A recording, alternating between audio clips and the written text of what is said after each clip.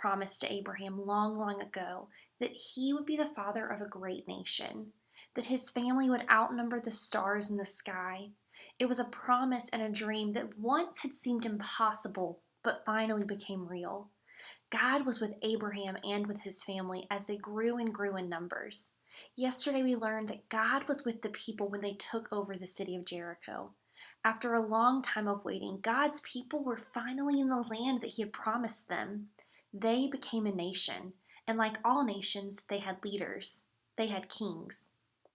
Some of the kings listened to God, and when the kings listened to God, the people listened to God, and he felt so close. But some of the kings, well, if we're being honest, most of the kings were bad kings. They didn't listen to God. They actually disobeyed him. And when the kings didn't listen to God, the people didn't listen. They didn't honestly care if God was with them or not. It made God sad when the people didn't listen. It made him sad when the people chose not to love him. But it never stopped God from loving the people. You know how you love your best friend or your brother, your sister, or your mom or your dad? It's a love where you would do anything for them, even when you're mad at them. It's a no matter what kind of love. Well, God loved his people like that, but even more. God loved his people no matter what. God reached out to his people even when they didn't want to listen. He used prophets to speak to the people. A prophet is someone who gives a message to the people, but not just any message, it's a message from God.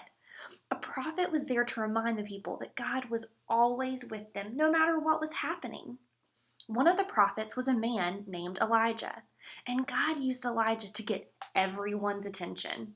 One day, Elijah went to the king and said, "King, why are you ignoring God?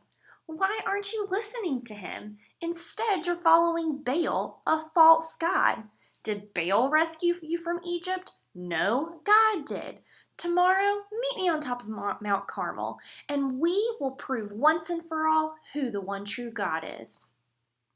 If that wasn't like a Z formation mic drop moment, I don't know what is.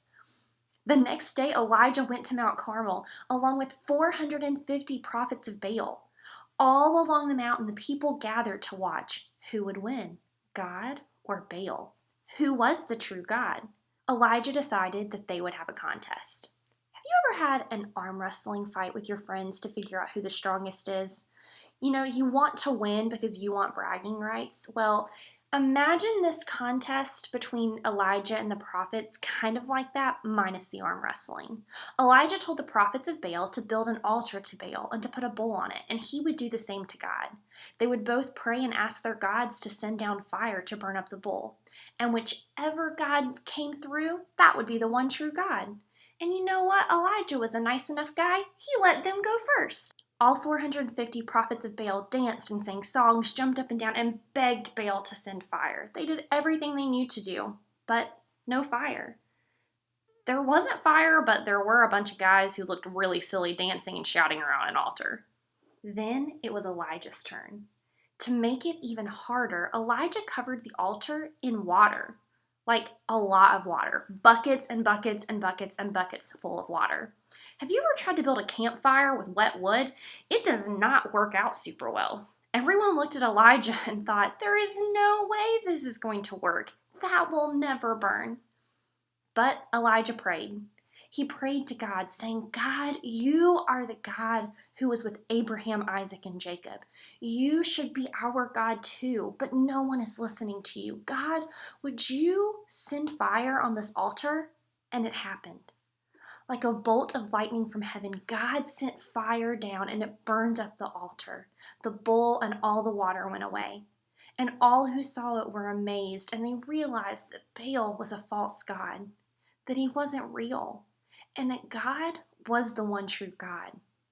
The story of Elijah on Mount Carmel is powerful, but it made things for Elijah really hard the rest of his life. The king did not like that Elijah had won and that his prophets had lost, so Elijah had to run and hide in a cave.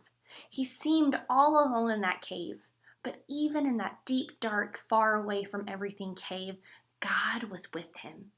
God loved Elijah, and years later, God decided to come down to earth and bring Elijah to live with him forever. That was good news for Elijah, but it reminded the rest of God's people that God was still far away, that God couldn't remain because sin had driven him away. So Elijah and God's people began to hope and to pray, God, will you come back to stay? As you think about our story from today, one thing you could do as a family is maybe have an arm wrestling competition, or a thumb war, or some other kind of competition or contest. But remember that no matter what you choose and no matter who wins, God is good. God is strong. He's stronger than all of us put together. And God is the one true God.